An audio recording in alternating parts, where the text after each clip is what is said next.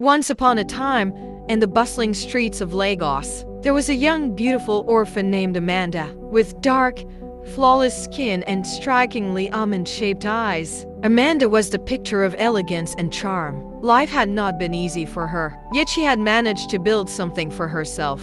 She was a hairstylist, known far and wide for her creativity and skill. Women from different parts of the city would flock to her small but vibrant shop, located at the heart of a busy marketplace. Amanda's hands were magic.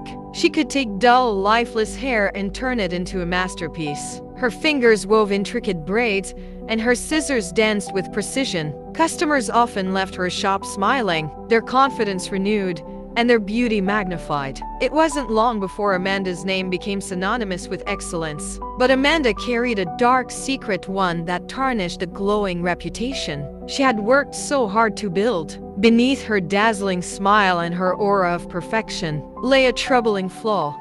Amanda had a weakness for married men. It began subtly, almost innocently. A charming customer's husband would stop by to drop off his wife and end up lingering for a conversation. Amanda's captivating laughter and her soft-spoken nature seemed to draw these men in like moths to a flame. At first, she dismissed their advances, brushing off flirtatious comments with polite chuckles. But over time, the compliments and gifts became harder to resist. Soon, Amanda found herself entangled in secret affairs with men who wore wedding rings on their fingers, men whose wives were often seated in her shop, unaware of the betrayal brewing behind the scenes. Her lifestyle was a dangerous one, but Amanda justified it to herself in a way that eased her guilt. "I'm not stealing anyone," she would think. "They come to me willingly." It was a flimsy excuse, but it helped her sleep at night. The married men who pursued Amanda were not shy about showing their wealth. Expensive gifts found their way into her hands: perfumes, designer handbags, jewelry. Sometimes they even slipped cash into her purse when no one was watching. Amanda enjoyed the attention and the financial support, which made her life a little more comfortable. But she failed to consider the consequences. Many of the wives of these men were her customers. They trusted her with their hair, their beauty, and unknowingly, their marriages. Women like Mrs. Ken, a regular client who always praised Amanda's work, and Mrs. Andrew, who often brought her daughters along to braid their hair. They sat in her shop, laughing and sharing stories, never suspecting the betrayal lurking behind Amanda's innocent facade. Amanda's charm wasn't limited to her looks. She had a way with words, a knack for making people feel special. Even when she wasn't intentionally flirting, her warmth and friendliness could be easily misconstrued. And once she realized how much power she held over these men, she began to wield it without caution. Her friends noticed a shift in her lifestyle. "Amanda, where did you get this new phone?" one of her colleagues asked. Amanda waved the question off with a laugh, claiming she had saved up for it. "You're living like a queen these days," another teased. But Amanda never revealed the truth. Her growing dependence on the attention and money from these men started to affect her work. There were days when she seemed distracted, her usual spark dimmed. Though her customers remained loyal, there was an unspoken tension in the air, a sense that Amanda was losing focus on what had once been her passion. One fateful day, as Amanda braided Mrs. Ken's hair, the woman's phone buzzed repeatedly. It was her husband calling. Amanda's heart skipped a beat as she realized she had been with him the previous night. She forced a smile and continued working, praying silently that Mrs. Ken wouldn't notice her trembling hands. As the months rolled by, Amanda's double life became more difficult to manage. Her shop was thriving, but her conscience was not. Deep down, she knew the path she was on could only lead to disaster. Yet, she couldn't seem to stop herself. The thrill, the gifts, and the financial stability were too alluring. Little did Amanda know, the choices she was making would soon come crashing down on her, unraveling the world she had built. Amanda's life was a delicate balancing act, though she didn't see it that way. By day, she was a talented hairstylist that customers flocked to. By night, or on some days when temptation called, she was someone else entirely. The first time Amanda closed her shop to meet one of her secret lovers, it was a moment of hesitation mixed with excitement. Mr. Alex, one of her married admirers, had been persistent. "Amanda," he said one afternoon after dropping his wife off at the shop, I'd like to take you somewhere nice. Just the two of us. You deserve to be treated like a queen." Amanda had laughed nervously. "I have work to do," she replied, gesturing at the bustling shop. But Mr. Alex was relentless. He promised her an envelope of cash to compensate for her lost time. Amanda's resolve crumbled under the weight of his charm and generosity. That evening, she closed the shop early, hung the "back in an hour" sign on the door, and slipped away to meet him. What was meant to be a one-time occurrence soon became a habit. Amanda started shutting down her shop at odd hours, citing excuses of urgent errands or family emergencies. To her apprentices and customers, she would leave her shop unattended, knowing full well the risk of losing business. But the allure of quick money and the attention these men showered her with made it all worth it in her eyes. The arrangement worked well for her for a time. Mr. Alex wasn't the only man who sought her company. Others followed, each one wealthier and more insistent than the last. There was Mr. Johnson, who owned a string of supermarkets, and Mr. Bryan, a politician known for his lavish. They all offered her money, gifts, and the promise of an escape from the struggles of being an orphan with no one to depend on. Amanda began to rationalize her actions. "It's not like I'm forcing them," she told herself. "They approach me first." With this justification in mind, she allowed herself to slip further into this double life.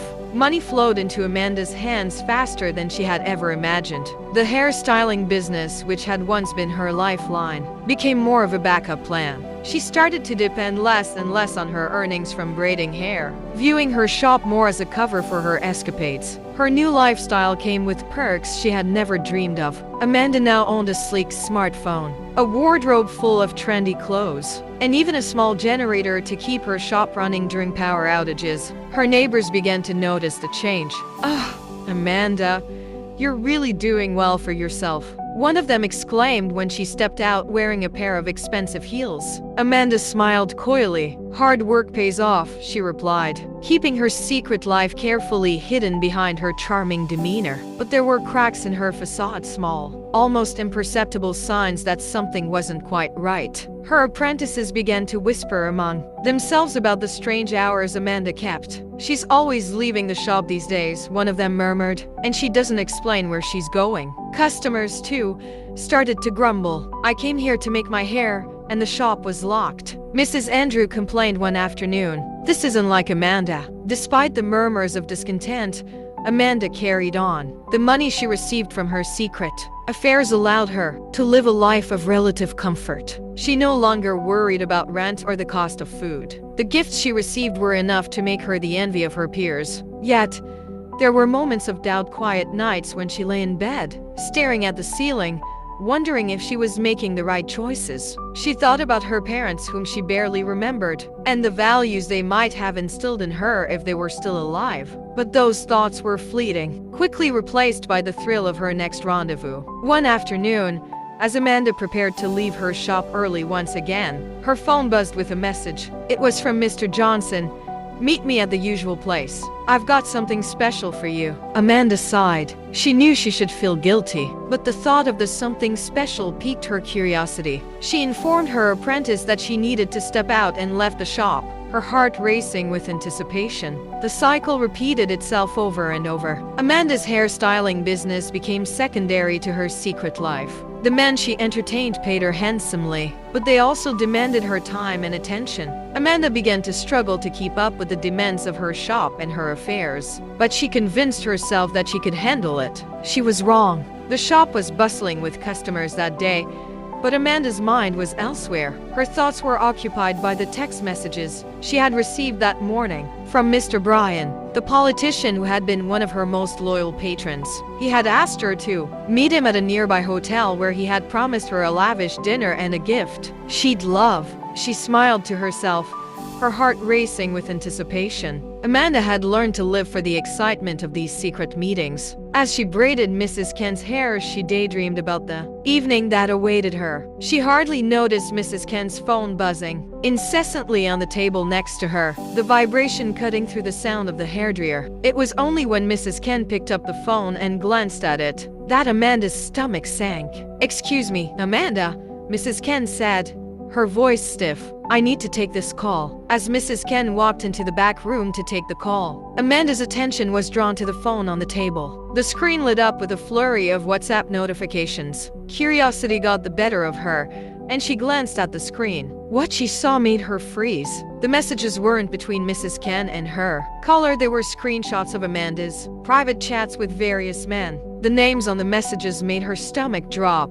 Mr. Aid, Mr. Johnson, Mr. Bryan. It was all their every flirtatious text, every plan to meet in secret, and even promises of gifts in exchange for her time. "I can't wait to see you tonight." Read one of the messages Amanda had sent to Mr. Aid. Another said, "Don't worry, I'll come over as soon as she leaves." The evidence was undeniable, laid bare in the messages Mrs. Ken had somehow uncovered. Amanda's blood turned cold. She barely had time to process what was happening when the door to the shop flew open. The weight of her betrayal hit her all at once, and her stomach churned. She hadn't meant for any of this to happen. She didn't think it would ever get this far. But here it was proof of her deceit, spread across the screen for anyone to see. Before she could react, and Mrs. Ken stormed in, her face ashen. Her usually calm demeanor had vanished, replaced with cold fury. Behind her stood two other women, Mrs. Adrew and Mrs. Johnson, each looking equally enraged. Amanda stood frozen,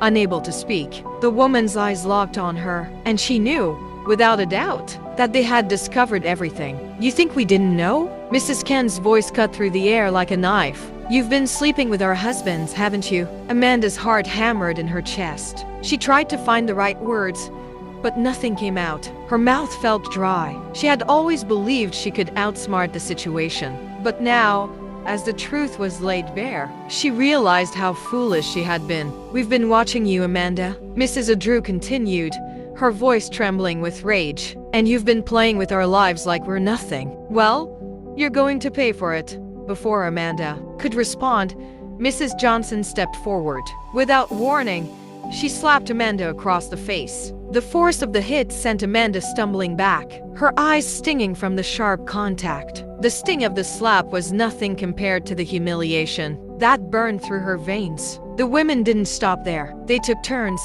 each one landing a slap or a shove, their anger boiling over. Amanda stood there helpless, tears streaming down her face as the women vented their fury. She didn't try to fight back. She knew she deserved every bit of it. "You think you can ruin our marriages and walk away like nothing happened?" Mrs. Ken spat. "You're nothing but a home wrecker." When the beating finally ceased, the women stood there, panting, their faces flushed with anger. Amanda was left standing in the center of the shop, her clothes askew and her face swollen from the slaps. "We're going to make sure everyone knows what you've done," Mrs. Johnson said coldly. "We won't let you destroy any more homes." With that, the women turned on their heels and marched out of the shop, leaving Amanda alone in the aftermath of their wrath. Amanda sank to the floor, sobbing uncontrollably. She had never felt so humiliated in her life. She could still hear the sound of the slaps in her ears, the venomous words echoing in her mind. She had thought she was untouchable, that she could juggle her secret life without consequences. But now, the weight of her actions had caught up with her in the most painful way imaginable. As she sat there, her heart heavy with guilt and shame, a decision began to form in her mind. She couldn't keep living like this. She had to change. But where would she even begin? How could she face the people who had trusted her, the women whose husbands she had betrayed? The thought of seeing them again was unbearable. Amanda sat on the edge of her bed, staring at the faded pink walls of her one-bedroom apartment. It had been 3 days since the incident at her shop, and her body still ached from the slaps and shoves she had endured. Her face, once the pride of her beauty, was now swollen and marked with fading bruises. The betrayal she felt wasn't just from the women who had attacked her, it was from herself. The confrontation had torn away the veil she had been hiding behind, forcing her to confront the choices that had brought her here. As she looked around her tiny apartment, it felt more suffocating than ever. She picked up her phone and scrolled through her contacts. Her fingers hovered over Mr. Bryany's number, then over Mr. Alex. Her heart clenched at the thought of reaching out to any of them. She knew better now. The same men who had showered her with money and attention were the reason her life had crumbled. Amanda threw her phone onto the bed and buried her face in her hands. For the first time in years, she cried not out of anger, but out of deep regret. God, "Help me," she whispered, her voice cracked with emotion. "I don't want to live like this anymore." That night, Amanda didn't sleep. She paced a small room, replaying the events in her mind over and over again. The embarrassment, the pain, the loss of dignity, it was all too much. By morning, she made up her mind. She would change her ways. The decision to change was easier said than done. Amanda avoided her shop for weeks, unsure of how to face the world again. Her neighbors whispered about her, and some even openly mocked her when she stepped outside to buy groceries. "Home wrecker," a woman muttered under her breath one day as Amanda walked past. "Shameless girl," another hissed. Amanda quickened her steps, her heart pounding in shame. She avoided eye contact, clutching her bag of groceries tightly as if it could shield her from the judgmental stares. By the time she reached her apartment, tears streamed down her face. She spent the rest of the day staring at her reflection in the mirror. The woman who stared back looked like a stranger, hollow eyes, sagging shoulders, and a broken spirit. But despite the shame, Amanda knew she had to keep going. She couldn't let her past define her. Weeks later, Amanda decided to return to her shop. She had spent her time at home reflecting and making plans for a better life. She wanted to focus on her hair business again, to rebuild her reputation, and to prove to herself that she could succeed without taking shortcuts. That morning, she dressed carefully, choosing a modest outfit that reflected her new mindset. She tied her braids neatly and applied light makeup to cover the fading bruises on her face. When she arrived at the shop, it felt strange to see the door locked and the shutters down. It was a stark reminder of how much time she had wasted. Taking a deep breath, she unlocked the door and stepped inside. The familiar scent of hair products and the sight of her tools brought back memories, both good and bad. She cleaned the shop thoroughly, arranging her tools neatly on the counter and sweeping away the dust that had gathered over the weeks. As the hours passed, Amanda sat by the window, hoping for customers, but no one came. By evening, she closed the shop and walked home with a heavy heart. She tried to convince herself that it was just the first day and that things would improve, but deep down, she felt the sting of rejection. The next day, Amanda returned to the shop, determined to remain hopeful. But the few people who stopped by didn't come to make their hair, they came to insult her. "So, you're still here?" a woman sneered as she walked past. "I thought you'd run away by now." Another passerby laughed. "Who would trust her with their hair? She might steal your husband while she's at it." The cruel words cut deep, but Amanda forced herself to stay calm. She focused on arranging her tools, pretending not to hear the taunts. By the end of the day, Amanda felt more defeated than ever. She locked up the shop and walked home, her shoulders slumped. That evening, as Amanda sat on her bed, the weight of her reality pressed down on her. The humiliation, the loss of customers, and the isolation were too much to bear. She realized that staying in the city would only keep her trapped in the shadows of her past. Amanda stared at the packed suitcase in the corner of her room. It had been sitting there since the day of the confrontation, a silent reminder of her desire to start over. With a deep breath, she made her decision. She would leave the city and move to a new place where no one knew her. "Maybe I can start fresh," she whispered to herself. "Maybe I can be better." The next morning, Amanda began making arrangements. She sold some of her belongings to raise money for the move and reached out to a friend in another city for advice on where to stay. As she boarded the bus that would take her to her new destination, Amanda felt a mix of fear and hope. She didn't know what the future held, but she was determined to make the most of her second chance. Amanda's heart raced as she stepped off the bus in Delta, her mind racing with thoughts of a new beginning. The city was louder than she had imagined, and the streets were lined with cars, people, and buildings that seemed to stretch into the sky. It was nothing like Lagos, but the bustling atmosphere was both overwhelming and exhilarating. Amanda knew she had to make this work. There was no turning back. She had already paid for an apartment during her time in Lagos, using the last bit of savings she had left. It wasn't much, but it was enough to rent a small, modest place. She would start fresh here. No more mistakes. No more disappointments. She just needed to find a way to survive. The apartment was a simple 1A, far cry from the luxurious spaces she had seen in magazines, but it was hers. It was her first step toward building a new life, and Amanda couldn't help but feel a sense of pride as she unpacked her few belongings. The room was sparsely furnished, but she made it her own, rearranging everything to fit her vision of a future filled with possibility. After settling in, Amanda decided to take a stroll through the city. She didn't know the area well, and she wanted to get familiar with her new environment. As she walked, she observed the people around her, the hurried expressions, the busy streets, and the endless flow of life. It was overwhelming, but Amanda also felt a sense of excitement. This was a fresh start, and it felt like the world was wide open for her. The city was full of opportunities, but it also felt like a battleground. People hustled and only the strongest survived. Amanda knew she had to be strong, but the reality of starting over wasn't as easy as she had hoped. She had come here with big dreams, but now she was beginning to feel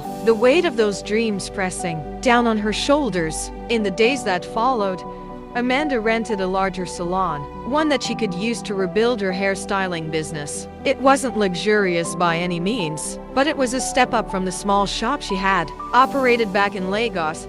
She put her savings to good use, furnishing the salon with the best interior she could afford. She painted the walls in soft, calming colors, added new chairs, and stocked up on supplies. The place had potential, it was just waiting for the right customers to walk in. The first few days were slow. Amanda opened the salon every morning, hoping for a rush of customers, but the traffic was sparse. She would sit by the window, watching the people walk by, wishing for someone to walk through the door. The days felt long, and the silence in the shop was deafening. Despite her best efforts, the salon was almost empty. She would sometimes hear the sounds of laughter and chatter from other businesses nearby, and it made her feel even more isolated. Despite the lack of business, Amanda continued to show up every day. She cleaned the floors, rearranged the magazines, and practiced new hairstyles on mannequins. She worked tirelessly, telling herself that success would come eventually. But as the days turned into weeks,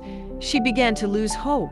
The customers were few and far between, and the few who came didn't stay long enough for her to build any real rapport with them. Her savings started to dwindle, and Amanda began to feel the pressure of her financial situation. She couldn't afford to keep the salon much longer if the customers didn't start coming. She knew she had to do something, but she didn't know what. Every day, she would open the door with a smile, hoping for a change that never came. She tried everything she could think of to attract customers. She handed out flyers, posted ads on social media, and even offered discounts. But nothing seemed to work. The city, it seemed, had no place for her. After 8 months of struggle, Amanda had reached a breaking point. She had tried everything, but nothing was working. The salon was still empty most days, and her bank account was nearly drained. She had hoped that things would improve, that the end of the year would bring a change, but instead, the weight of failure seemed to get heavier with each passing day.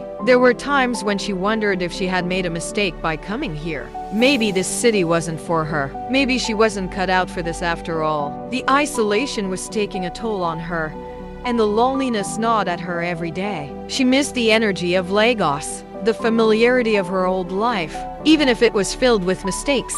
But here, in Delta, she had no one, no friends, no family, no one to confide in. Her situation grew worse. Some days, she could barely afford to eat, and the weight of financial insecurity was beginning to crush her. But despite everything, Amanda didn't give up. She had come this far, and she wasn't going to let failure define her. Then, one fateful afternoon, things changed. A car pulled up outside the salon. Amanda looked up from where she sat by the window, her heart skipping a beat. It was an expensive-looking car, sleek and black, the kind of car that only the wealthy could afford. A woman stepped out of the car, tall and elegant. She had an air of confidence about her, and her presence commanded attention. The woman walked into the salon with a look of determination on her face, and Amanda's pulse quickened. "Hello," the woman said, her voice smooth and calm. "I need my hair done." Amanda nodded quickly, eager to please. She led the woman to the chair and began working on her hair, trying her best to impress. As she worked, the woman remained silent, her sharp eyes following Amanda's every move. When Amanda finished, the woman examined the hairstyle, her fingers running through her hair, inspecting every detail. "You're good at this," the woman said, her voice filled with surprise. "Why aren't more people coming here?" Amanda hesitated, unsure of how to respond. She had been waiting for someone to ask her that question for months, but now that it was asked, she didn't have an answer. She had worked so hard, yet the customers didn't come. How could she explain her struggles? "I'm new here," Amanda said softly, looking down at her hands. "I've been here for 8 months, but business hasn't been good." The woman's gaze softened. "I see," she said thoughtfully. "Well, I know a way you can turn things around. There's a herbalist I know, he's helped me, and he could help you too. He has a way of making businesses thrive. It's been very successful for me, and I think it could work for you." Amanda raised an eyebrow.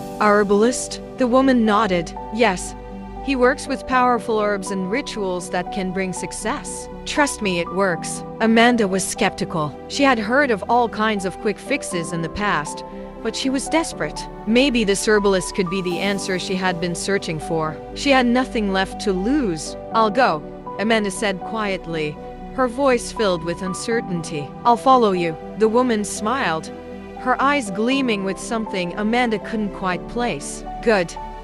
I'll take you there." They drove for hours, leaving the city behind and heading into the countryside. The roads grew narrower, the trees thicker, until they arrived at a secluded village. The air felt different here, heavier, as if something ancient and powerful lingered in the atmosphere. At the end of the village, they arrived at an old, crumbling house. It was far from inviting, but the woman led Amanda inside without hesitation. Inside, an elderly man sat waiting. His eyes were piercing, his presence commanding. The herbalist listened carefully as Amanda explained her struggles, the slow business, the lack of customers, her financial troubles. As she spoke, the herbalist smiled, though it wasn't a comforting smile. It was a knowing smile. "I have a solution for you," he said softly. "A solution that will bring you everything you want." He handed Amanda a calabash. "Every time you work on a customer's hair, you must take a strand and put it in this calabash," he instructed. "But you must do it in the middle of your shop, and no one must see you doing it. It is the only way." Amanda's heart raced as she looked at the calabash. There was something unsettling about it, but the thought of success was enough to make her agree. "I'll do it," she said, her voice barely a whisper. "I'll follow your instructions." The herbalist nodded, his eyes gleaming with satisfaction. "Good. You will succeed. But remember, you must never let anyone see." Amanda left the house that day with the calabash in her possession, her mind swirling with uncertainty and fear. She didn't know if she was making the right decision, but something deep inside her urged her to take the chance. She had come too far to turn back now. The very next day, things began to change. Customers started flooding into Amanda's salon. At first, it was just a trickle, but soon the place was bustling with people. Amanda's heart soared as she worked on each customer, collecting a strand of hair as instructed and placing it in the calabash. With every passing day, the salon grew busier and busier. Business was thriving, and Amanda couldn't help but feel a sense of triumph. The once empty salon was now filled with the sounds of chattering customers and the smell of hair products, a stark contrast to the silence that had greeted her every morning. She worked tirelessly, perfecting her craft, her hands moving skillfully over each customer's hair. They complimented her work, admired her talent, and slowly, word of her skills began to spread. New customers arrived each day, many of them telling their friends about the talented hairstylist in Delta. Amanda's reputation began to build, and for the first time in months, she felt like she was truly on her way to success. But as the business flourished, a strange unease settled in the pit of her stomach. She couldn't shake the thought of the herbalist and the calabash. The more her salon thrived, the more she felt an unsettling weight bearing down on her. Was it truly the herbalist's magic that had brought her this success? Or was it something more sinister, something that would come with a price? One evening, as Amanda closed the salon for the night, she stared at the calabash sitting on the counter. It had become a silent companion, a constant reminder of the price she might pay for her newfound success. The strands of hair inside were growing, filling up the calabash with each passing day. There was something ominous about it, something that didn't sit right with her. Her mind raced with thoughts of what might happen if she stopped following the herbalist's instructions. What if the success vanished just as quickly as it had come? What if everything she had built crumbled? But then, she thought about her struggles, She thought about the months of failure, the loneliness, and the emptiness. She had worked so hard to get to this point, and now everything was finally falling into place. Could she really throw it all away just because of a little voice inside her head telling her something was wrong? The thought of going back to where she had started, of returning to the pain of her past, was unbearable. She couldn't risk it, not after all she had been through. With a deep breath, Amanda pushed aside her unease and resolved to continue. She would keep doing what she had been doing. The success was too sweet to give up now. Days turned into weeks, and the success continued to pour in. Amanda's salon became the most popular in the area. She had a steady stream of customers, and her income grew exponentially. She was finally living the life she had always dreamed of: successful, admired, and respected. But despite her outward success, Amanda was haunted by an unshakable feeling of dread. She couldn't help but notice the changes in herself. She had become more restless, more anxious, and more irritable. The calmness she once felt when she styled hair was replaced with an underlying tension. Even her physical appearance seemed to shift. Her once radiant skin had become pale and dull, and her eyes, once full of hope, now looked tired and empty. Amanda tried to ignore these changes, but they only grew worse. She began to have vivid dreams where she saw the herbalist's face, his eyes glinting with an eerie satisfaction. In these dreams, he would always smile at her, telling her that the price was coming, the price for her success. One evening, as she prepared to close the salon for the night, Amanda felt a strange chill in the air. The hairs on the back of her neck stood up, and she felt a presence behind her. She turned around quickly, but the room was empty. She shook it off, thinking it was just her nerves, but the unease wouldn't leave her. That night, she dreamt of the calabash again. It was filled to the brim with strands of hair, but as she gazed into it, she saw something that made her heart race: a dark shadow moving within the strands. The shadow was alive, twisting and writhing, as if it had a life of its own. Amanda awoke with a start, her heart pounding in her chest. She was sweating, her body trembling from the dream. She couldn't shake the feeling that something terrible was about to happen. The success, the wealth, the customers, it was all too good to be true. The next day, Amanda decided to confront the herbalist. She couldn't live with this uncertainty any longer. She needed answers. Amanda drove back to the village where she had met the herbalist, her heart pounding with anticipation. She had to know the truth. She had to understand what she had gotten herself into. When she arrived at the herbalist's home, she was met with the same eerie atmosphere as before. The house felt colder now, the air thick with an unseen presence. She knocked on the door, her hands shaking, and the herbalist opened it, his smile wide and knowing. "I knew you would come," he said, his voice smooth and calm. "I need to know the truth," Amanda said, her voice trembling. "What did you do to me? What is this price you've been talking about?" The herbalist stepped aside, motioning for her to enter. "Come inside, and I will explain everything." As she sat down in front of him, the herbalist's expression grew serious. "You came to me because you were desperate. You wanted success, and I gave it to you. But nothing comes for free, Amanda. Every action has a consequence. Every choice, a price." Amanda's stomach tightened. "What do you mean? What's the price?" The herbalist's eyes darkened. "You've been using the magic to attract success, but that success comes at a cost. The calabash, it is a vessel, a container for the price. Each strand of hair you collect binds you to me. Every customer you serve adds to the price you will eventually have to pay." Amanda's breath caught in her throat. "What will happen to me?" The herbalist leaned forward, his voice barely above a whisper. "You will pay the price when the calabash is full. Your success will be taken from you, and you will be left with nothing. Your soul will belong to the forces that helped you. You will become nothing more than a vessel for their power." Amanda's heart sank as the weight of his words hit her. She had made a deal with something darker than she had realized, and now she had to face the consequences. Amanda left the herbalist's home that day with a heavy heart. The truth had been revealed, but it did little to ease her growing anxiety. She had spent months building her success,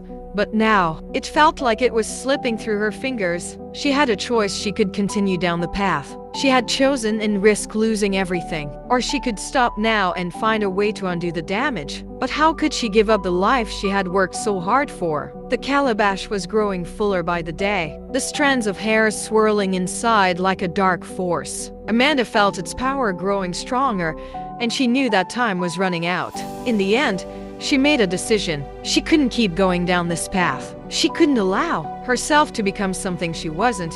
She would find a way to break free from the herbalist's grip, no matter what it took. But as she looked into the calabash one last time, she realized that sometimes the price of success was more than just money. It was everything you were, everything you had. And Amanda had to decide whether she was willing to pay it. Amanda sat on the edge of her shop, staring at the calabash on the table. It had become a constant presence in her life, its dark contents growing with each passing day. The weight of the decisions she had made was sinking in, and she could no longer ignore the suffocating grip the herbalist's magic had on her. The once flourishing salon now felt like a gilded cage, the success she had achieved coming at a price that was becoming too heavy to bear. She was tired of the nightmares, tired of the unease, and most of all, tired of feeling like she was losing herself. Amanda had always been a woman with dreams, but now, those dreams felt hollow, overshadowed by the darkness that clung to her. She longed for freedom, for peace, for a life that wasn't bound to the sinister forces she had invited into her world. One evening, as she sat alone in the quiet of her salon, Amanda made a decision. She needed help. She couldn't do this on her own any longer. She thought back to a conversation she'd had with an old acquaintance who had mentioned a prophet in the area. The prophet was known for his spiritual strength, his ability to pray for deliverance, to free people from the chains of dark forces. Desperation pushed Amanda to act. She couldn't keep going down this path. She had to be free. The next morning, she drove to the prophet's church, her heart racing with anticipation. She arrived at a modest but peaceful building, its doors wide open as if welcoming her into the sanctuary. Amanda felt a glimmer of hope, a feeling she hadn't experienced in a long time as she entered. The prophet, a kind-faced man in his early 50s, greeted her warmly, sensing the heaviness in her heart before she even spoke. "I've heard of your struggles," the prophet said gently, "and I've been praying for you, Amanda." Tears welled up in her eyes. She hadn't even told him her name, but he already knew. It was as if he could see right into her soul. With no more words needed, Amanda placed the calabash in the prophet's hands. She told him everything about the herbalist, the magic, the price, and how it had led her down a path she didn't recognize. She spoke of the fear that gnawed at her every day, and the weight of guilt that threatened to consume her. The prophet nodded, his face somber. "You have been deceived by forces greater than you can comprehend, Amanda. But there is hope. God can break any chain. You don't have to walk this path alone anymore." He led her to the altar, where the calabash was placed in front of the altar. As he began to pray, the atmosphere in the church shifted.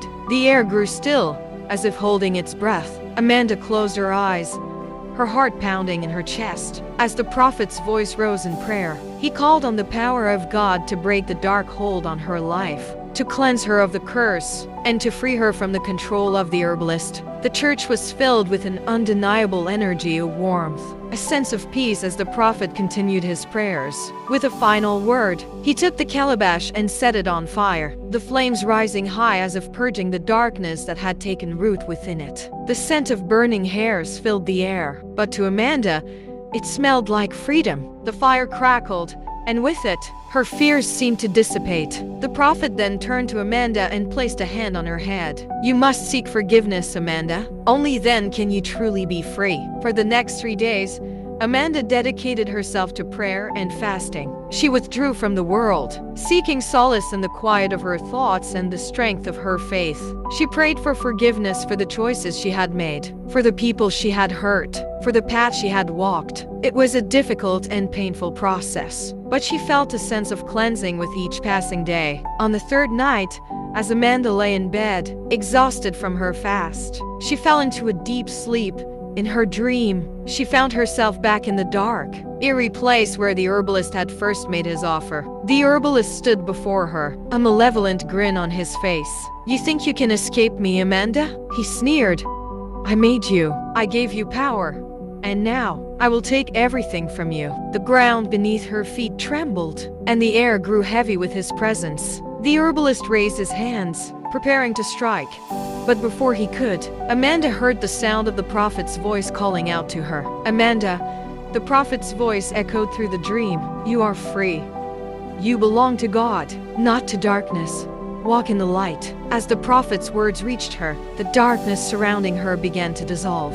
The herbalist's grip loosened, and his sinister form faded away. Amanda woke up with a start, her heart racing, but she felt an overwhelming sense of peace wash over her. The next morning, Amanda returned to the church, where the prophet was already waiting for her. Together, they prayed once again, this time in gratitude for the deliverance she had received. The prophet spoke of God's grace and the power of redemption, reminding Amanda that she was no longer bound by the chains of her past mistakes.